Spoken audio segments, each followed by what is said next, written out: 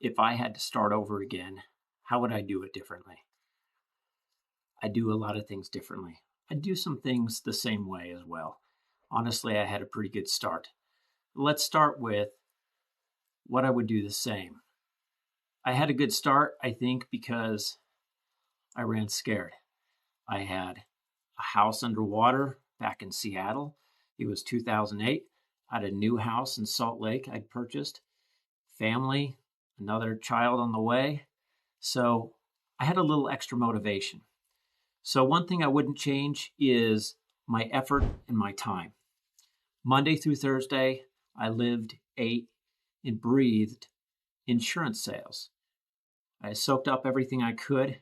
Now, would I manage my time better? Yeah, and we'll talk about that. But um, I made up for probably lack of talent and definitely lack of experience. I had no background in the financial industry and definitely not sales for time. So the effort investment, I wouldn't change at all. In the first 5 months, I think that's exactly how a person should approach it. Fridays, I still worked longer than most, but made sure there was time for date night because that's what we did. And weekends, I didn't work much on most weekends, short of say the first month or so on training and soaking up information and knowledge. I would also not reduce the prospecting effort. Um, I was told early on to take my time and to put it in three areas. One was red tape. That covered almost everything but the other two areas. The second was creating appointments. And the third was being on appointments.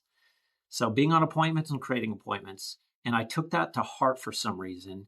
And that had a great deal to do, I think, with the start of my career, as I made sure that if I wasn't on appointments, I pushed the red tape to the ends of the day or minimized the time spent in, I prioritized setting those appointments, whether it was sitting in my car calling off of paper lists or it was following up on leads, whatever it was, I made sure I was doing it. I kept my calendar blocked out 2 weeks and I kept it simple. Now, today we have more technology.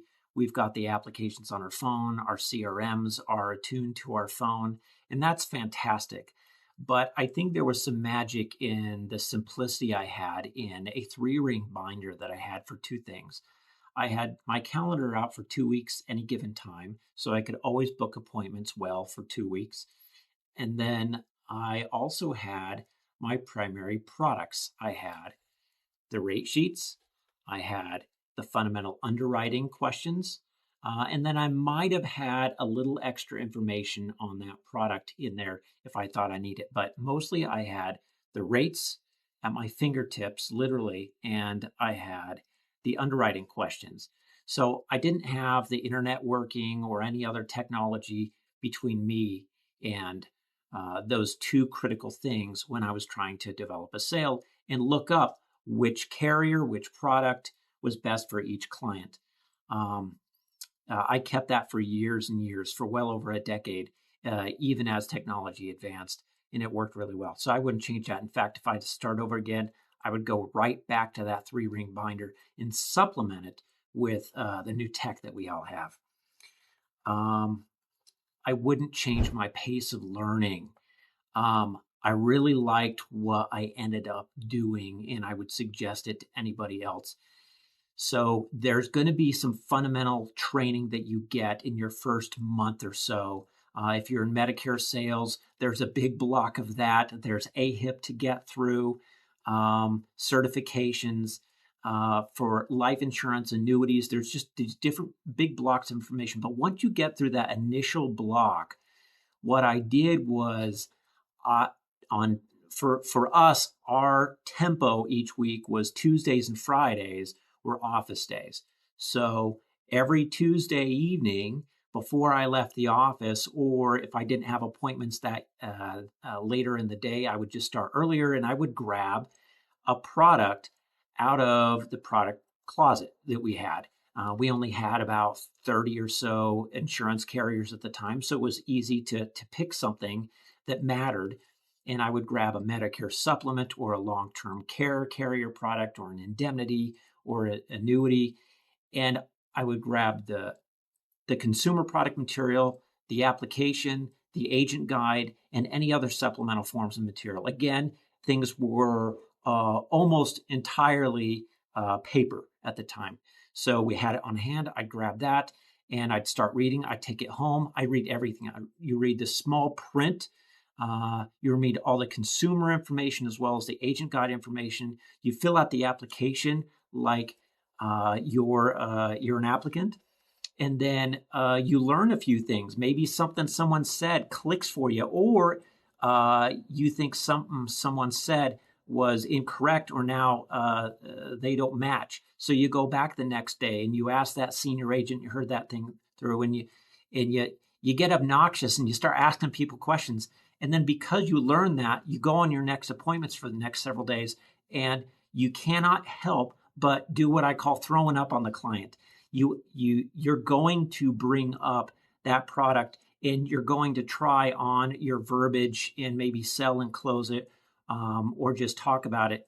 And you'll be imperfect, but as humans, we got to go through that experience, and then we start to refine it and get good at it. So within several days, you can actually adopt and ingest a new product, especially if it's simplified issue. And I would do that on Tuesdays, and then I would do that on Fridays. And that allowed my rate of learning products that were useful to my business to be at a really good pace. So I wouldn't change that, and I'd suggest at least one new product. And if you have lots like we do today, we have well over 400 different insurance carriers. I advise our new agents to talk to their mentor and find out, okay, what's the next thing that I should move on to that would be most useful to me now? Dress uniform. So I joke that I traded one uniform for another. I had the military uniform, and what you see me in now is what I wore, rain or shine. It didn't matter if it was the summer or winter. And maybe that's not for everybody, but you can sell basic life insurance, final expense. So you can sell Medicare and health insurance all day long in slacks and a polo shirt. But if you want people to see you as a financial professional with those two words in their mind and conceptualize you that way, if you want them to risk making you their comprehensive retirement planner, in fact, moving probably their largest liquid asset of their entire lives, their 401k, IRAs, and such, with you, then you should look the part. And looking the part matters. We can make excuses why it shouldn't matter all day long, but it matters. So look like what you want to appear to them as. And today, most of those people are a little bit older, a little bit more traditional. And so guys, it's suit and tie. For the ladies, just dress like a pro. That's it. Dress like you see as a financial professional, and you're probably going to hit the mark. Letting your family know what you're doing. My family knew I was taking on a very new, audacious entrepreneurial endeavor, and that not only did I mean business, we had to mean business. And I'm very fortunate. My spouse is an absolute angel and the perfect partner for me. And I'm very blessed that way. So I was allowed to go out and put in the hours and make this my entire focus without being pulled in other directions. And so my family knew that I worked during the day. And that's really important if you're a new entrepreneur and perhaps your family's not used to that.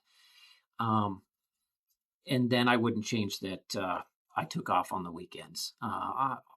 To tell you the truth, I often took work home on the weekends, and I almost never touched it, as a good or bad habit of mine. But in retrospect, it was good. So I'd keep that. What would I definitely change? Um, I'd go home earlier quite a few of the nights as time goes on during the day. Um, Personally, I would get slower. It would take me an hour to do something that should have taken me 10 minutes. Um, and I would have set better parameters about my output and what I was accomplishing. And if it was just getting that slow, I should have called it quits sooner. Um, that would have been better. I think the hours are important. In fact, I know they're important. I've watched way too many careers not to know that's an important factor. But watch your output. Okay, make sure that those hours aren't just disappearing out from under you. Make sure you're not turning on the phone. Fortunately, about 17 years ago, social media wasn't quite as good at getting and keeping and grabbing our attention as it is today. Um, so I didn't have that, but I know it's a thing today. And if you find yourself sucked into that and your time is and you're not producing anything, turn off the lights, get the heck out, and go home. I block off time during each day to track and annotate my leads and prospects better. I got to a point after about 4 months where I know I didn't do a very good job tracking my prospects. I'd gone on so many appointments. I talked to so many. It's a good problem to have, but I do wish I had been better about tracking my prospects. And there's a lot that fell through my fingers simply because I didn't track them better. I didn't keep them in a sales funnel to reach back out to them a week later, a month later, or what have you. Um, and if I had taken, it could be 20 minutes, it could be an hour if it needs to be, but it's something you block off on your calendar and it's done judiciously every single day. And then that could actually be a serious moneymaker. I'd lean into mentorship more. Now we're big on mentorship today. It's fundamental to our culture environment here, and it kind of was when I started. Except we didn't have many senior mentors when I started. The most senior agent, short of the agency manager, who was really honestly busy with a lot of the administrative management of the agency, recruiting at all the other agents had been there 2-3 months before I had. So there were no seriously senior people. I did have a lady who I spent a decent amount of time on appointments who taught me a lot about long-term care. She was an expert in the field and had been in the underwriting side of it for about a decade. And I learned a lot from her. But I would have more aggressively found people who could teach me more deeply about different subjects, scheduled time with them, put it on the calendar, sat down with them, and just taken hold of my responsibility to look for and manage a mentorship teacher relationship and find those people rather than just kind of bumping around and letting it kind of happen to you sometimes. I was lucky though, it was an agency system. So I had people in an office I was into every day that I could bump around to. So it wasn't that bad. I would use a fact finder sooner. At the start of my career, talking about bumping around, I'd go into appointments knowing the different areas that I could help people with. And I would ask a bunch of questions. And I did get pretty good about asking lots of questions about their health. I learned about their finances, their insurance, their preferences, their needs.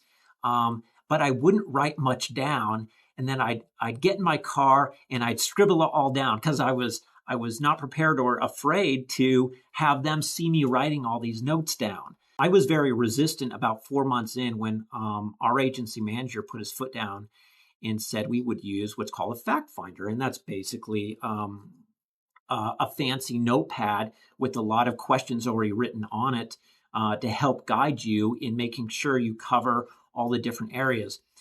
And as I started using that, one, people expect you to write stuff down. Professionals write things down as people tell them what's important to them and give them information. Neophytes and people who are clearly not professionals don't write things down, because nobody, even though in the middle of the appointment, you're starting to connect with this person, you like them, you're finding problems to solve, and you're thinking, I'm going to remember this. But if you're doing your job on stacking up enough appointments, you're not. 2 days later, you're going to have seen a lot of people, and if you're not a pro, meaning you didn't write stuff down, you're going to be racking your brain and wishing you had written that stuff down, because you won't remember half of it. So those are the things I would change. And tell me in the comments below, what would you change about your career if you've been in the insurance industry so far, or what did you do well that you would repeat? Let everybody know so we can all share with each other and learn from each other.